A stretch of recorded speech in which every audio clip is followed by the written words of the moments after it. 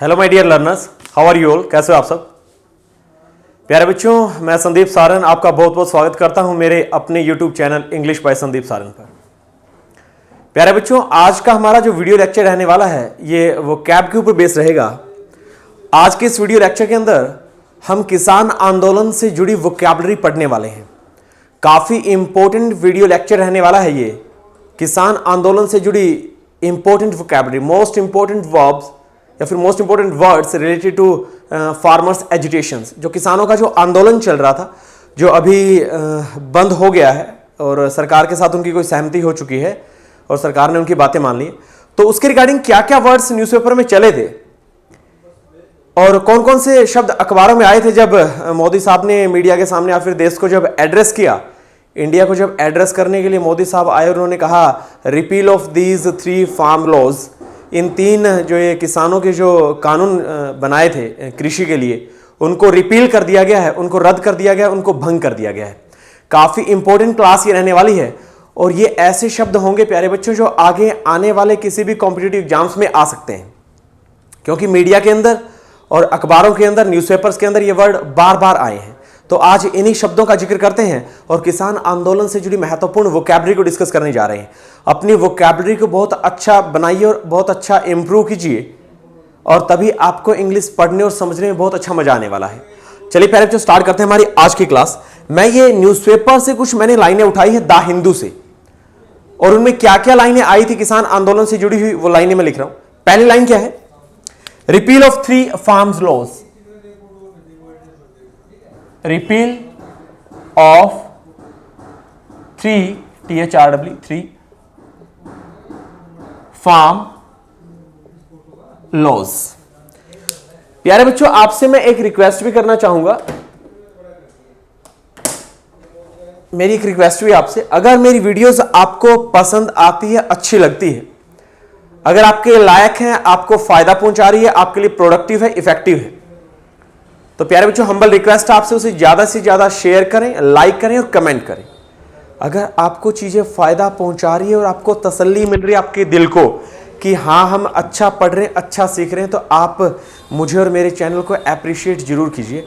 आपका एक अच्छा कमेंट मुझे बहुत अच्छी शक्ति और बहुत अच्छी एनर्जी और ऊर्जा देता है। तो आपके अच्छे कमेंट का मुझे इंतजार रहेगा और मैं आपके लिए अच्छी वीडियो बना के दूंगा। ठीक है प्यारे बच्चों, चलिए स्टार्ट करते हैं। स्टूडेंट्स, लाइन आई न्यूज़पेपर में repeal of 3 farm laws. Laws हो गए कानून, फार्म हो गए कृषि से संबंधित, 3 का मतलब हो गया 3। रिपील वर्ड बहुत बार आया अखबारों में और न्यूज़पेपर में। रिपील का मतलब होता है रद्द करना, कैंसिल करना, भंग करना।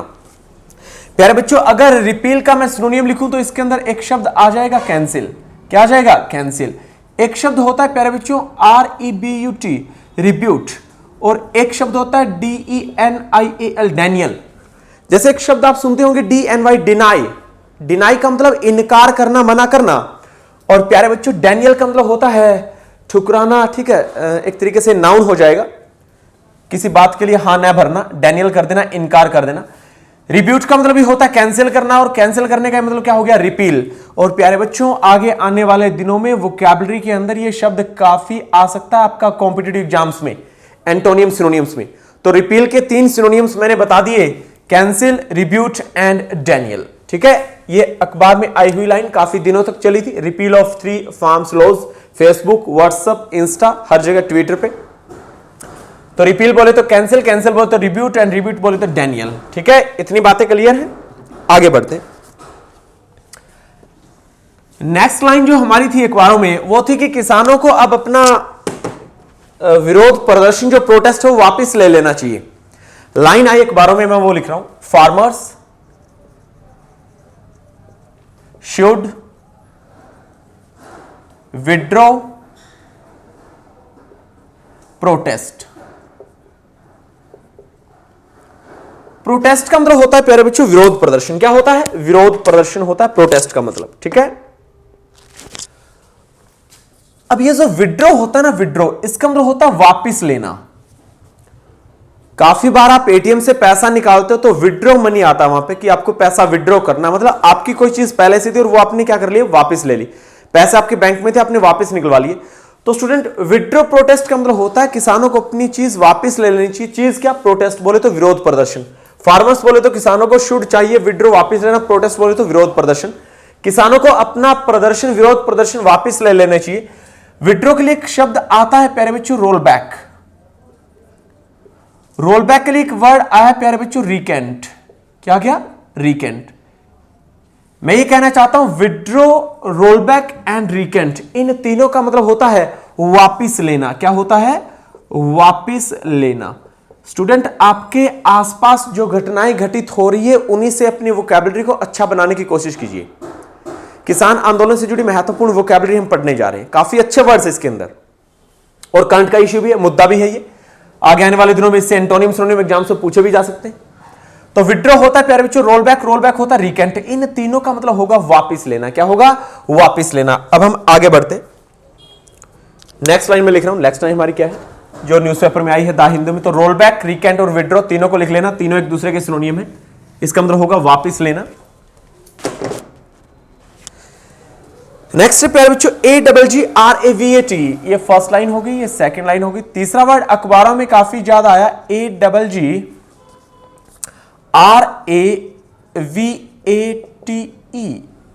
एग्रावेट। अब ये एग्रावेट क्या होता है?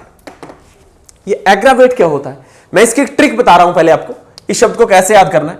VAT इसको वैट से बना लेना। वैट एक टैक्स होता है ना, value added tax, value added tax, VAT. AGGRA से मैंने बना लिया आगरा। क्या बना लिया? आगरा। आगरा में वेट ज्यादा बढ़ा दिया यूपी की सरकार ने। आगरा में वेट ज्यादा बढ़ा दिया और व्यापारियों ने उस आंदोलन को, या फिर आगरा में वेट बढ़ने से व्यापारियों ने शहर के हालात को मतलब बिगाड़ दिया, उसकी सिचुएशन को बिगाड़ दिया है। तो आगरा में वेट बढ़ने से जो व्यापारियों की हालत है वो बिगड़ गई है। तो एग्रावेट का मतलब होगा प्यारे बच्चों बिगाड़ना। क्या होगा? बिगाड़ना। मैंने ट्रिक क्या बनाई? ट्रिक वैट और आगरा। आगरा में वैट ज्यादा बढ़ा दिया सरकार ने और उन व्यापारियों की हालत क्या हो गई? बिगड़ गई। एग्रावेट बिगाड़ना होता है। To make a bad situation worse. इसकी डेफिनेशन अगर मैं लिखूं तो डेफिनेशन होगी to make a bad situation, to make a bad situation worse. किसी बुरी चीज को, किसी बुरी स्थिति को और बदतर कर देना। Bad, worse and worst. ये बैड पॉजिटिव डिग्री और वर्स आपकी comparative degree, and WORST worst आपकी हो जाएगी सुपरलेटिव डिग्री। तो किसी चीज को और ज्यादा बिगाड़ना, to make a bad situation worse, उसे क्या कहते हैं? एग्रावेट कहते हैं। इसका मतलब बिगाड़ना, इसका मतलब भड़काना भी होता है, उग्र करना कोई चीज। अगर मैं इसके सिनोनियम लिखूं तो एक सिनोनियम बनेगा प्यारे बच्चों इनफ्लेम। इन अ फ्लेम, फ्लेम होती है आग, ज्वाला, और इनफ्लेम होता है किसी चीज में आग लगाने की कोशिश करना, मतलब उसे भड़काना, उसे और ज्यादा बिगाड़ना। तो एक इनफ्लेम होता है, एक होता है प्यारे बच्चों फोमेंट, FOMENT, फोमेंट। काफी अच्छा शब्द है ये। इसकी ट्रिक आपको बता रहा हूं। FO से मैंने बना लिया 4, 4। MEN से बना लिया मैंने मैन, आदमी। फोमेंट, 4 लोगों ने मिलकर उसे भड़का दिया। स्टूडेंट फोमेंट होता है भड़काना। तो फोमेंट भड़काना, इनफ्लेम बिगाड़ना, एग्रावेट भी होता है बिगाड़ना। एक शब्द और भी लिख रहा हूं मैं इसके लिए। एक शब्द होता है डियर स्टूडेंट इंस्टिगेट, स्थिति को खराब करना। इंस्टिगेट, फोमेंट, इनफ्लेम, और एक होता है आपका एग्रावेट, ठीक है ना, स्थिति को और ज्यादा बिगाड़ देना। एक शब्द और है प्यारे बच्चों इसमें, एक शब्द प्यारे बच्चों प्रोवोक। काफी इंपॉर्टेंट वर्ड है, PROVOKE, प्रोवोक। प्रोवोक भी बिगाड़ना होता है, माहौल खराब करना होता है। Provoke, instigate, foment, inflame and aggravate, इन सारे शब्दों का मतलब होगा भड़काना। और एक शब्द हमारे पास आता है काफी इंपॉर्टेंट, इंड्यूस। इंड्यूस होता है किसी को प्रेरित करना कोई काम करने के लिए, उसकी भावनाओं को भड़काने की कोशिश करना इंड्यूस होता है। तो प्यारे बच्चों induce, provoke, instigate, foment, inflame and aggravate, इन सब का मतलब होगा भड़काना। ये सारे इंपॉर्टेंट वर्ड्स हैं और एग्रावेट के सिनोनियम्स हैं। क्या है प्यारे बच्चों? एग्रावेट के सिनोनियम्स। ठीक है, इतनी बातें क्लियर है। चलिए, तो इसके सिनोनियम्स हो गए। मैं 4th लाइन लिख रहा हूं, फोमेंट, इंस्टिगेट, प्रोवोक, इंड्यूस, और एग्रावेट का मतलब बिगाड़ना होता है। अब अखबार में जो 4th लाइन आई वो क्या थी, मैं लिख रहा हूं, वो थी प्यारे बच्चों the decision to repeal them. 4th है the decision to repeal them, decision to repeal them is a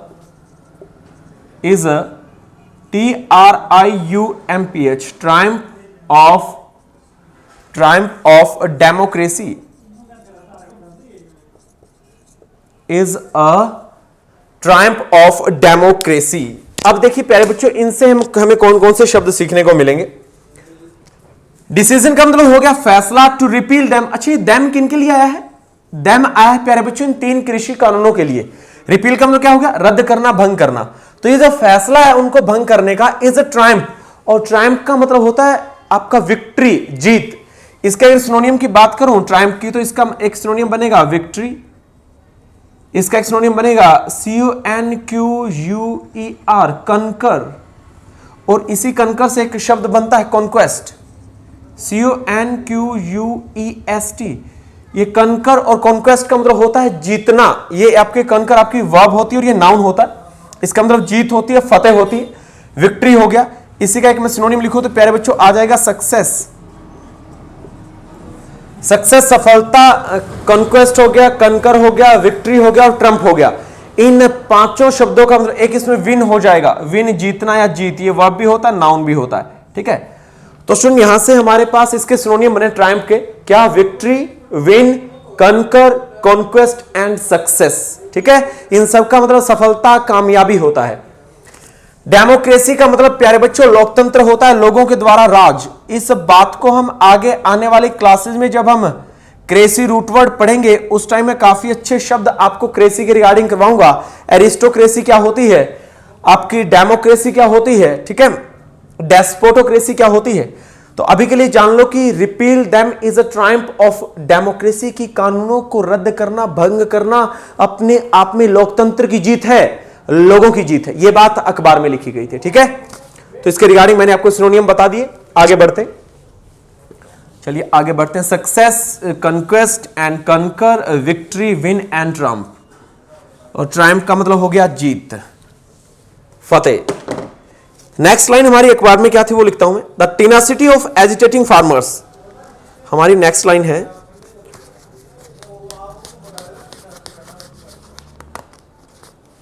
हमारी जो नेक्स्ट लाइन है वो है प्यारे बच्चों, the tenacity of agitating farmers. 5th लिख रहा हूं, the tenacity of agitating farmers. इसका क्या मतलब है अब हम जानने की कोशिश करते हैं क्या चीज है। पहले तो आपको फार्मर्स हो गए किसान, एजिटेटिंग होते हैं संघर्ष करने वाले, आंदोलन करने वाले, आंदोलन करते हुए किसान। अगर मैं आप एक वर्ड लिखूं प्यारे बच्चों एजिटेट, AGITATE, तो एजिटेट वर्ब की फर्स्ट फॉर्म होती है, इसका मतलब आंदोलन करना होता है। और अगर इस एजिटेट से अगर मैं एक नाउन फॉर्मेशन बनाऊं एजिटेशन, इस एजिटेशन का मतलब आंदोलन होता है। जिसे अगर इसके सिनोनिम की बात करूं तो यहां पे एक सिनोनिम निकलेगा मूवमेंट, एजिटेशन, मूवमेंट, और एक बना हमारा कैंपेन। प्यारे बच्चों मैंने 3 शब्द लिखवाए हैं, ध्यान से समझना सुनना। एक तो आपका है एजिटेशन, एक है आपका मूवमेंट और एक है आपका कैंपेन। इन तीनों का मतलब होता है अभियान या आंदोलन।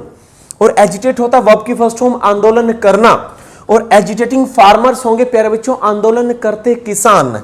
और टीनासिटी ऑफ एजिटेटिंग फार्मर्स का मतलब होगा टीना सिटी। जैसे मैं कह दूं एक टीना नाम की लड़की है जो कहती है मुझे तो होंडा सिटी गाड़ी चाहिए, अपनी जिद कर बैठी है। वो क्या कर बैठी है? जिद।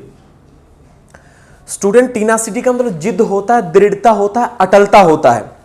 अगर टीनासिटी का मतलब जिद, अटलता है, और इसके सिनोनियम की बात करूं तो प्यारे बच्चों एक शब्द आता है फर्मनेस। फर्मनेस होता है दृढ़ता, पक्कापन। एक शब्द आता है परसिवरेंस, एक शब्द आता है परसिवरेंस का मतलब दृढ़ता है, अटलता होती है, इसका मतलब फर्मनेस होता है, और इसी फर्मनेस को कहा जाता है प्यारे बच्चों टीनासिटी। तो ये तीनों इसके सिनोनिम है किसके? टीनासिटी बोले तो फर्मनेस, फर्मनेस बोले तो परसिवरेंस, एंड एजिटेशन बोले तो मोमेंट, मोमेंट बोले तो कैंपेन। एजिटेट हो गया वर्ब की फर्स्ट फॉर्म आंदोलन करना, और एजिटेटिंग फार्मर्स हो गए आंदोलन करते किसान। इतनी कहानी क्लियर है? ठीक है, मैं अब इन्हें इरेज कर रहा हूं, फिर हम आगे बढ़ते हैं। ठीक है, एक बार रिवाइज भी कर लें और फिर मैं इरेज कर देता हूं। फर्स्ट क्या है? रिपील ऑफ 3 फार्म्स लॉज, मतलब 3 किसानों के जो कानून है खेती से जुड़े उनको रद्द करना। Second, farmers should withdraw protest, किसानों को अपना आंदोलन वापस ले लेना चाहिए, विरोध प्रदर्शन वापस ले लेना चाहिए। एग्रावेट, आगरा में वेट ज्यादा बढ़ा दिया तो व्यापारियों की हालत बिगड़ गई, बिगाड़ना। To make a bad situation worse, ये क्या होता है? एग्रावेट होता है। द डिसीजन, फैसला टू रिपील देम, उन कानूनों को रद्द करने का। इज अ ट्रायम्फ, ये एक जीत है ऑफ डेमोक्रेसी, लोकतंत्र की, ये एक लोकतंत्र की जीत है। 5वीं लाइन, आई अखबार में टीनासिटी ऑफ एजिटेटिंग फार्मर्स, टीनासिटी बोले तो जिद हो गया और जिद बोले तो दृढ़ता होगी, दृढ़ता बोले तो फर्मनेस, फर्मनेस बोले तो परसिवरेंस। कैंपेन बोले तो मूवमेंट, मूवमेंट बोले तो एजिटेशन, एंड एजिटेशन तो आपका था नाउन और एजिटेट हो जाएगा वर्ब की फर्स्ट फॉर्म, आंदोलन करना। इतनी कहानी क्लियर हुई। अब मैं नेक्स्ट सीख रहा हूं 6th लाइन। अखबार में 6th लाइन क्या ही देखते हैं। इन BOWING, in bowing to public demand, in bowing to public demand, PM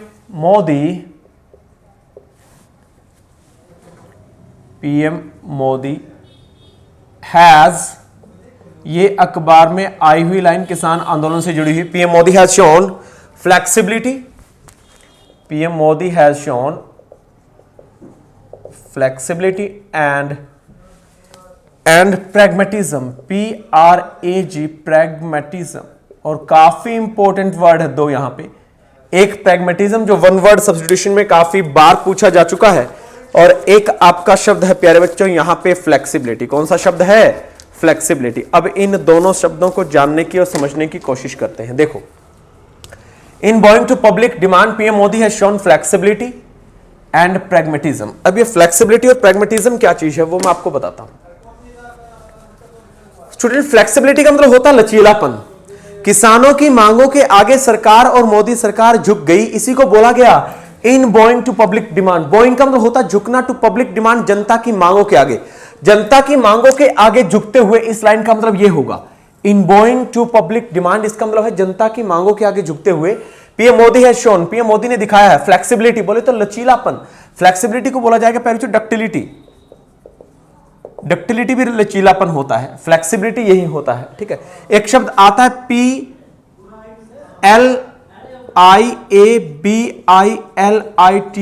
playability, PLIBILITY।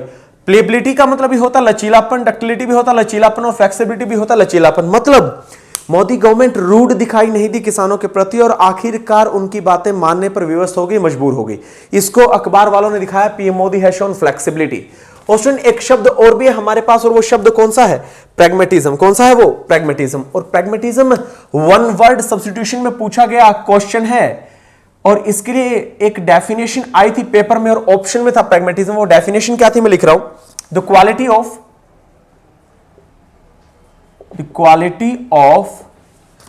dealing with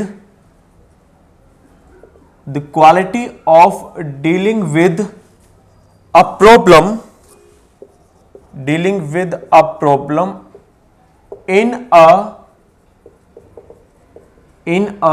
a sensible and logical way, student, pragmatism 1 word substitution में पूछा गया था। कॉम्पिटिटिव एग्जाम्स के अंदर definition I, the quality of dealing with a problem in a sensible and logical वे। वो quality, वो खासियत इंसान की या आदमी की जिससे वो किसी समस्या को एक सेंसिबल और लॉजिकल वे से ट्रीट करता है। और यही लॉजिकल और सेंसिबल वे दिखाया PM मोदी ने, और उन्होंने इस समस्या को एक प्रैग्मेटिज्म वाले तरीके से शो किया।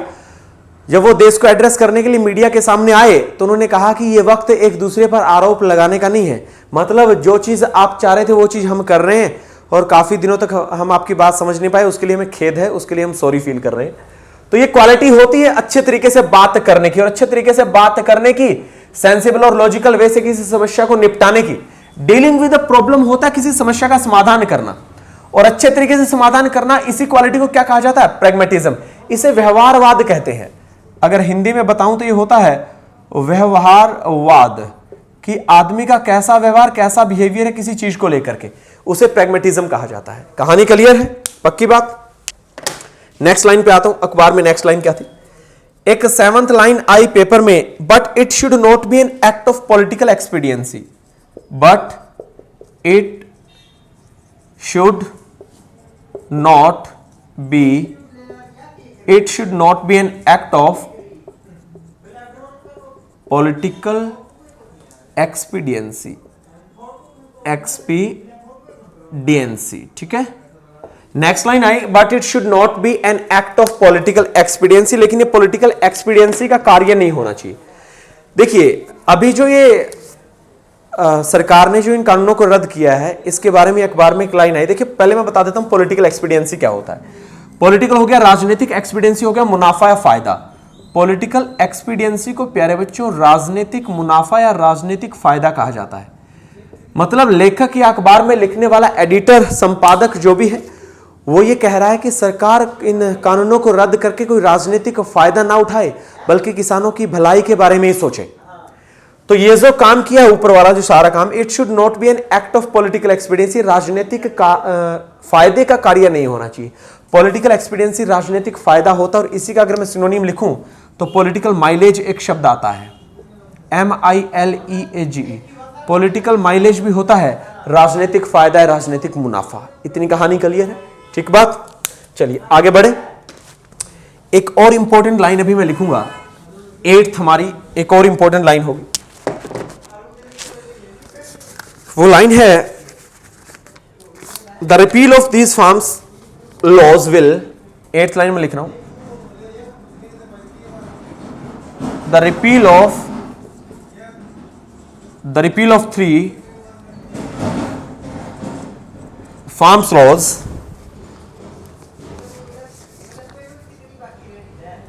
Will likely spur. एक और काफी अच्छी लाइन आई, विल लाइकली स्पूर। प्यारे बच्चों ध्यान दीजिए, काफी इंपॉर्टेंट, काफी अच्छे वर्ड्स आपके लिए लेकर आ रहा हूं। Spur the realignment of, spur the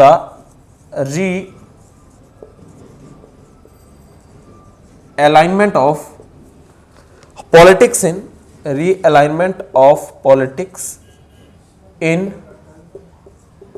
UP and Punjab,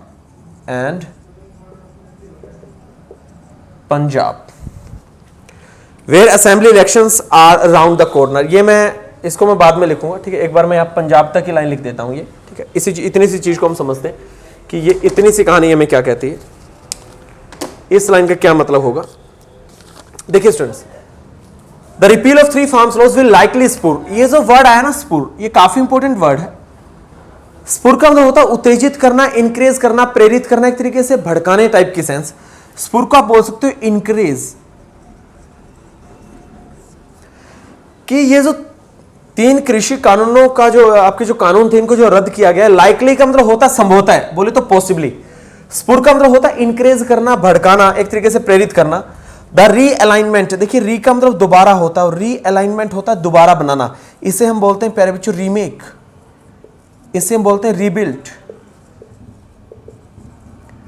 rebuild और रीमेक करना होता है दोबारा बनाना, कि ये जो दोबारा क्या बन रही है, रीअलाइनमेंट ऑफ पॉलिटिक्स, ये जो दोबारा जो राजनीति बन रही है इन यूपी एंड पंजाब, पंजाब और उत्तर प्रदेश में, कहीं इस दोबारा बनती हुई राजनीति को ये जो कृषि कानूनों का रद्द करना, ये स्पुर ना कर दे, ये उसको इंक्रेज ना कर दे, भड़का ना दे कहीं, ठीक है।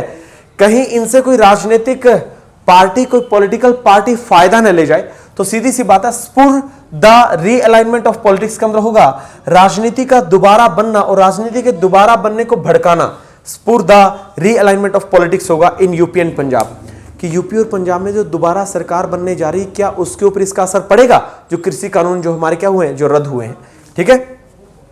आगे बढ़ते, तो रीअलाइनमेंट के 2 सिनोनिम आगे, रीमेक और क्या, रीबिल्ड। क्या आगे, रीमेक और रीबिल्ड। और स्पुर का मतलब क्या हुआ, इंक्रीज करना। क्या हुआ, इंक्रीज करना। अब एक इंपॉर्टेंट लाइन है यहां पे, इस पंजाब के बाद में एक और इंपॉर्टेंट लाइन थी, वो ये थी, वेयर असेंबली इलेक्शंस, इस लाइन को मैं यहां लिख रहा हूं, 9th लाइन है ये, where assembly elections are round the corner, are round the corner. और राउंड द कॉर्नर्स प्यारे बच्चों एक इडियम्स होता है, एक मुहावरा होता है, एक फ्रेज होती है। राउंड द कॉर्नर्स का मतलब होता है बिल्कुल पास में है, कि जो असेंबली इलेक्शन से जो विधानसभा चुनाव है आर राउंड द कॉर्नर, वो बिल्कुल पास में है। तो ध्यान देना, राउंड द कॉर्नर होता है बिल्कुल पास, बिल्कुल नजदीक होना, आगे आने वाले कुछ ही दिनों में वो चीज घटित होना, महीने, 15 दिन, 20 दिन, 2-4 महीने के बाद वो राउंड द कॉर्नर होता है। तो इसको लेखक ने एक बार में लिखा, assembly election are round the corner, ये बिल्कुल पास में है। ठीक है, इतनी कहानी क्लियर है? ओके, एक लाइन और लिख देता हूं, many political party may claim victory, कई राजनीतिक दल विक्ट्री ले सकते हैं। चलिए पहले मैं इसे इरेज कर देता हूं, फिर वो लाइन लिख देता हूं, लास्ट वाली लाइन में इरेज कर रहा हूं, where assembly elections are round the corner. इसे इरेज करके मैं एक लाइन और लिख देता हूं, many political party may claim the victory. मैंने लिखा मैनी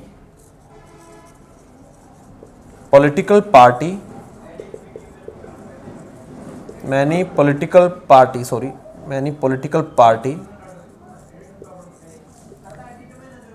में claim the victory, many political party may claim the victory. इस लाइन की हिंदी क्या होगी आप मुझे बताएं जरा। Many political party may claim the victory. देखिए, में क्लेम द विक्ट्री होता है, क्लेम द विक्ट्री होता है जीत का दावा करना। ध्यान से सुनना, मैं यहां पे जो इंग्लिश जो है आपकी, इसका हिंदी में मतलब होगा क्लेम द विक्ट्री का जीत का दावा करना। क्या होता है? जीत का दावा करना, कि बहुत सारे राजनीतिक दल अपनी अपनी जीत का दावा करेंगे। आम आदमी पार्टी हो, कांग्रेस हो, बीजेपी हो, समाजवादी पार्टी हो, बहुजन समाजवादी पार्टी हो। तो इस टाइप से many political party may claim the victory, कई राजनीतिक दल जीतने का दावा करेंगे। तो में मतलब कर सकते हैं, ठीक है ना, जीतने का दावा कर सकते हैं। और रीअलाइनमेंट ऑफ पॉलिटिक्स होगा, राजनीति का दोबारा से बनना, किनके अंदर? यूपी और पंजाब के अंदर। और स्पुर्दा रीअलाइनमेंट होता है, जो दोबारा से संगठन होगा उसको स्पुर करना, इंकरेज करना हो जाएगा। But it should not be an act of political expediency, लेकिन ये राजनीतिक फायदे का कार्य नहीं होना चाहिए। और फिर हमने शब्द पढ़े फ्लेक्सिबिलिटी, डक्टिलिटी एंड प्लीएबिलिटी। इन तीनों का एक ही मतलब है, लचीलापन। क्या होता है? लचीलापन। एंड प्रैग्मेटिज्म होता है प्यारे बच्चों, किसी समस्या को एक सेंसिबल और लॉजिकल वे से शॉर्ट आउट करना, उसका समाधान करना, उसे प्रैग्मेटिज्म कहा जाता है, व्यवहारवाद। काफी इंपॉर्टेंट डेफिनेशन है, the quality of dealing with the problem in a sensible and logical वे। किसी समस्या से निपटने के लिए एक सेंसिबल और लॉजिकल वे से पेश आना, इसे प्रैग्मेटिज्म कहा जाता है। The bowing to public demand का मतलब होगा जनता की मांगों के आगे झुकते हुए। पीएम मोदी है शोन, पीएम मोदी ने शो किया है flexibility and pragmatism. PM Modi ने एक लचीलापन और प्रैग्मेटिज्म की सेंस दी है, कि मैं एक रूड, कि मैं एक क्रूल राजनेता नहीं हूं, मैं आपकी बातें मान रहा हूं। कुछ इस टाइप से मोदी गवर्नमेंट ने शो करने की कोशिश की है कि हम आपकी बातों को समझ चुके हैं, खैर देरी से समझे, उसके लिए हम सॉरी फील कर रहे हैं। इस टाइप से कुछ बातें की है सरकार ने। प्यारे बच्चों, ये वोकैबुलरी की हमारी 5th क्लास थी, 5वीं क्लास। इसे मैं आज यहीं क्विट कर रहा हूं और आपसे उम्मीद और आशा रखता हूं कि आप इस वीडियो लेक्चर को कंप्लीट देखेंगे, अच्छे से नोट्स बनाएंगे, और इसके बाद हमारी आगे की वोकैबुलरी भी जारी रहेगी। और आगे आने वाले दिनों में हम ग्रामर भी स्टार्ट कर रहे हैं, उसका भी मैं टॉपिक लेकर के आऊँगा। नाउन टॉपिक को हम स्टार्ट करेंगे जल्द ही, ठीक है। इससे आगे अभी 2 या 3 दिन के बाद में जो क्लास होगी वो नाउन की रहेगी। आपको अगर ये वीडियो लेक्चर काफ़ी अच्छा लगे, आपके फ़ायदे का हो, आपको अच्छी वोकैबुलरी सिखा रहा हो, तो आप अच्छे कमेंट जरूर कीजिए, लाइक जरूर कीजिए और ज़्यादा से ज़्यादा शेयर कीजिए। ओके दोस्तों, thanks for watching this video. इस वीडियो को देखने के लिए आपका बहुत बहुत धन्यवाद। Thank you so much. जय हिंद, जय भारत।